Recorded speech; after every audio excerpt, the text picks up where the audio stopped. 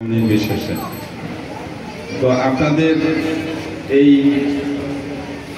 4 দিন ব্যাপী যে পূজা অর্চনা, যে মঙ্গল কামনা মানুষের জন্য, দেশের জন্য, নিজেদের জন্য, এটা সৃষ্টিকর্তা সহায় হোক, সবাইকে ভালো রাখুক, এই কামনা রইল। আপনাদের অনেক প্রশংসা শুনি, আমাদের পুলিশের তরফ থেকেও শুনি। আমাদের ওসি সাহেব বলেছে একটা তদন্ত কেন্দ্রের জমি আপনাদের এলাকার মানুষেরা দিয়েছেন, আবার পুলিশের সুবিধা সহযোগিতায় আপনারা এগিয়ে আসেন। তো আমরাও চাই আপনাদের যে কোনো কাজে, যে কোনো সুবিধা অসুবিধায় পাশে থাকতে। তো পুলিশের থানা আপনাদের জন্য মুক্ত, আপনাদের যে কোনো সুবিধা অসুবিধা এখন অনলাইন জিডি করা যায়। এখনকার জেনজি যারা, তারা তো অনলাইনে এক্সপার্ট, তারা যে কোনো কিছু অনলাইনে জিডি করতে পারবে, ইনফর্মও করতে পারবে। আর একই সাথে যে কোনো সমস্যা নিয়ে থানায় গেলে আমাদের ওসি সাহেব আছে, উনি খুবই জনবান্ধব মানুষ, উনিও সহযোগিতা করবেন।